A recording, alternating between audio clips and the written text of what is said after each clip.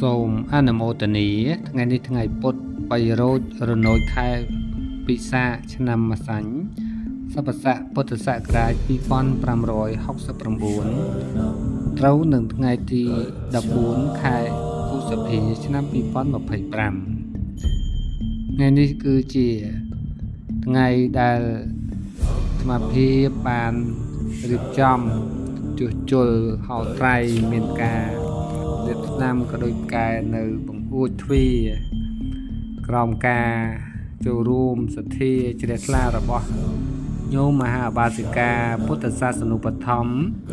តុងសរឿននិងញោមមហាបាសកពុទ្ធសាសនូបត្ថម្ភវែងសម័យព្រមទាំងកូនចៅប្រុសស្រីនិងមិត្តប្រធរញាតិប្រធរទាំងអស់នៅសហរដ្ឋអាមេរិកនិងអរគុណចំពោះញាតិញោមប្រុសស្រីទាំងអស់ដែលមានទឹកចិត្តទឹកសទ្ធាបានចូលរួម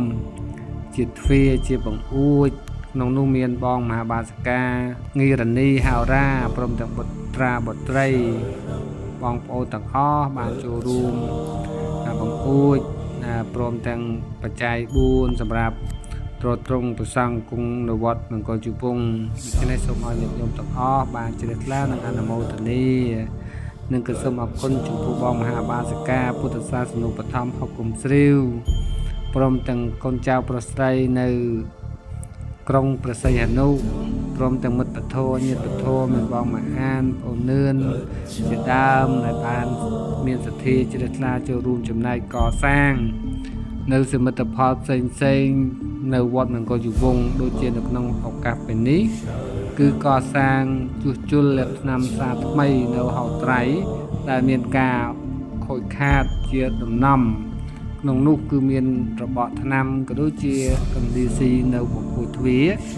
ពុកផុយរលួយអស់ដូច្នេះគឺខ្វះទីកន្លែងអាស្រ័យសម្រាប់ប្រសង់ចឹងហើយក៏អាត្មាភាពបានរៀបចំ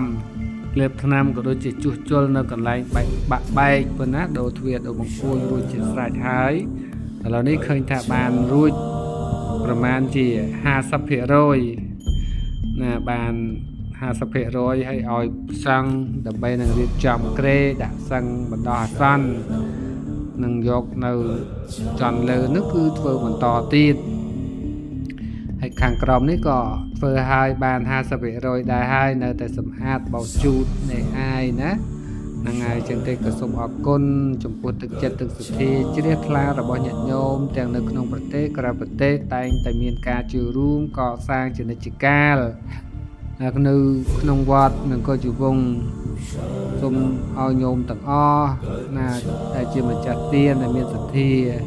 ណាសូមឲ្យបានសុខបានចម្រើនរួចចាក់ផុតទុក្ខនៅក្នុងអនាគតជាតិសូមឲ្យបានជួបតែពរ4ប្រការគឺយុវណៈសុខៈពលៈកំបីខ្លាយទៅជាប្រការៈដទៃឡើយសូមអនុមោទនាចឹងទេសូមឲ្យញាតិញោមទាំងអស់បានទស្សនាទិដ្ឋភាពទាំងស្រុងខ្លះនៅការកសាងហោត្រៃពណ៌មានចំនួន2ជាន់ប៉ុណ្ណានៅខាងក្រោម4បន្ទប់នៅខាងលើនឹងមានល្វែងធំសម្រាប់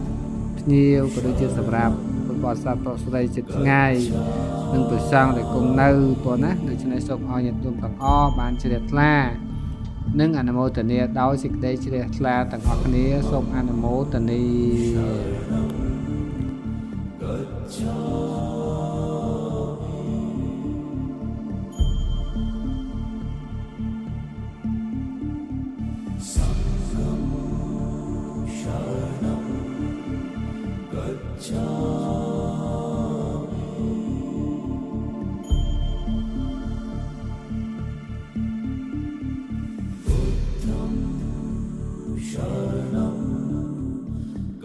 Shut